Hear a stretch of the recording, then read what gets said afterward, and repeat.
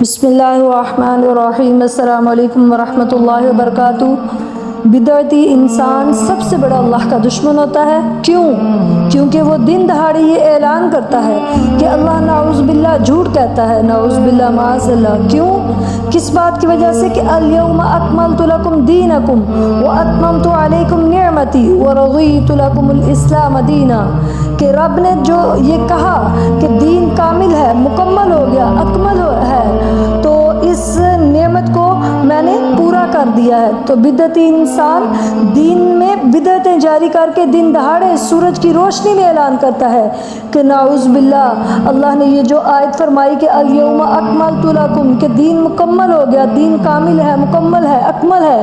نعوذ باللہ رب جھوٹ کہتا ہے، کیونکہ دین تو میں نے مکمل کیا ہے، کہ یہ چیزیں تو اللہ نے مس کر دی تھی، اللہ معاف کرے۔ اس لیے یہ بدعتی انسان اللہ کا سب سے بڑا دشمن ہے۔ اسی لیے رسول اللہ صلی اللہ علیہ وسلم نے فرمایا تھا انما اخاف علی امتی الائمۃ المضلین، کہ مجھے اپنی امت میں خوف ہے تو ان لوگوں کا پر کہ جن کو لوگ امام سمجھتے ہوں گے کہ یہ امام ہیں اور وہ لوگوں کو گمراہ کریں گے۔ دنیا کے اندر کوئی ایک کتاب ایسی حدیث کی اتھینٹک کتاب جس میں آپ یہ تقسیم حدیث کے اندر دیکھیں کہ یہ بدعت اچھی ہے اور یہ بری ہے، کہ جسے کہتے ہیں بدعت حسنہ اور بدعت سیئہ یہ لوگ کہتے ہیں، تو کوئی ایسی اتھینٹک کتاب لے آئیں کہ جس میں یہ پروو ہو کہ بدعت بھی اچھی بھی ہوتی ہے اور بری بھی ہوتی ہے۔ تو رسول اللہ صلی اللہ علیہ وسلم نے جب فرمایا کہ کل بدعت ضلالہ، فرمایا کہ ہر بدعت گمراہی ہے، اور بدعات سے بچانے کا اصل مقصد کیا ہے؟ ایک نقطہ سمجھیے کہ بدعت کا مطلب یہ ہے کہ یہ چیز نعوذ باللہ رسول اللہ صلی اللہ علیہ وسلم کو پتہ نہیں تھی، یہ نیکی اللہ کے رسول صلی اللہ علیہ وسلم کو پتہ نہیں تھی، اب میں نے اس کو پیش کیا ہے، نعوذ باللہ اللہ کے رسول صلی اللہ علیہ وسلم اس کو بھول گئے تھے، نعوذ باللہ اب ہمیں اس کا پتہ چلا، جبکہ قرآن 1400 سال پہلے یہ کہہ چکا کہ الیوم اکملت لکم دینکم واتممت علیکم نعمتی ورضیت لکم الاسلام دینا، کہ یہ نعمت اسلام مکمل ہو چکا۔ اور یہ یہودیوں کو بھی اعتراف تھا، وہ بھی کہتے تھے آیۃ فی کتابکم لو نزلت علینا معشر الیہود لاتخذنا ذلک اليوم عیادا، یہودی کہتے کہ یہ آیت اگر ہم یہودیوں پر نازل ہوتی تو ہم اس دن کو عید کا دن بنا لیتے۔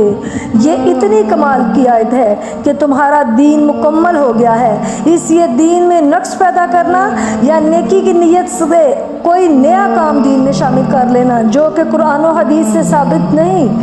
تو اس سے یہ لازم آتا ہے کہ نعوذ باللہ اللہ کے رسول صلی اللہ علیہ وسلم کو پتہ نہیں تھا، یا اللہ کے رسول صلی اللہ علیہ وسلم نے کچھ دین میں چھپا لیا ہے، یا اللہ تعالیٰ نے ہم تک پہنچایا نہیں، تو یہ نعوذ باللہ سب سے بڑی انسان کی غلط فہمی ہوتی ہے جو بدعات کا شکار ہوتے ہیں۔ تو سیدہ عائشہ صدیقہ رضی اللہ تعالیٰ عنہ فرمایا کرتی تھی کہ جو یہ کہتا ہے کہ اللہ کے رسول صلی اللہ علیہ وسلم نے کوئی بات چھپا لی تو اس نے دنیا میں سب سے بڑا جھوٹ بولا۔ اللہ کے رسول صلی اللہ علیہ وسلم نے حجۃ الوداع کے موقع پر فرمایا تھا اللہم اشہد فانی قد بلغت، کہ اے لوگو تم گواہ رہنا کہ جو دین تو نے مجھے عطا کیا، اللہ سے فرما رہے ہیں کہ اللہ سے عرض کر رہے ہیں کہ جو تو نے مجھے عطا فرمایا دین میں نے اسے پہنچا دیا اور لوگوں کو بھی گواہ بنا رہے ہیں۔ تو اسی موقع پر اللہ تعالیٰ نے یہ آیت نازل فرمائی تھی کہ الیوم اکملت لکم دینکم واتممت علیکم نعمتی ورضیت لکم الاسلام دینا، کہ اے میرے پیغمبر، اے میرے محبوب پیغمبر، میں اس بات پہ گواہی دیتا ہوں کہ آج دین مکمل ہو گیا۔ تو اس سے پہلے آپ صلی اللہ علیہ وسلم نے صحابہ اکرام رضوان اللہ علیہم اجمعین کو بھی پوچھا کہ کیا تم گواہ ہو اس بات پہ کہ میں نے تم تک دین پہنچا دیا؟ تو تمام صحابہ اکرام رضوان اللہ علیہم اجمعین نے کہا نعم شہیدنا، کہ ہم سب اس بات پہ گواہ ہیں، اس بات کے کہ آپ نے مکمل دین ہم تک پہنچا دیا۔ سبحان اللہ۔ تو پھر آپ صلی اللہ علیہ وسلم نے کہا، فرمایا کہ اے اللہ تو بھی گواہ رہنا کہ جو دین تو نے مجھے عطا کیا میں نے اسے پوری ایمانداری کے ساتھ لوگوں تک پہنچا دیا۔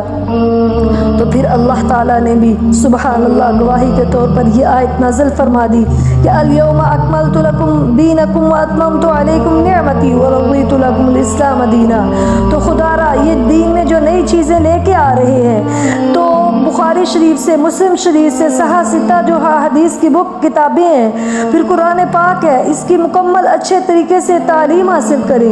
اور پھر جو اتھینٹک چیز ہو وہ لوگوں تک پہنچائیں، اپنے پاس سے نئی چیزیں نیکی سمجھتے ہوئے نہ کریں، خدا را وہ بدعت ہے، اور کوئی بھی بدعت حسنہ نہیں ہے، کیونکہ اللہ کے نبی صلی اللہ علیہ وسلم نے جب فرما دیا کہ کل بدعت ضلالہ، تو اللہ سے دعا ہے کہ اللہ تعالیٰ ہمیں ہر قسم کی بدعت سے محفوظ فرمائے، کیونکہ حدیث میں ایک جگہ اور بھی آتا ہے کہ آپ صلی اللہ علیہ وسلم نے فرمایا کہ بدعتی کی دعا قبول نہیں ہوتی، وہ زمین و آسمان کے درمیان میں معلق رہتی ہے۔ تو اللہ تعالیٰ ہمیں نیک انسان بنائے اور قرآن و حدیث پہ چلنے والا بنائے، آمین۔ السلام علیکم ورحمۃ اللہ وبرکاتہ۔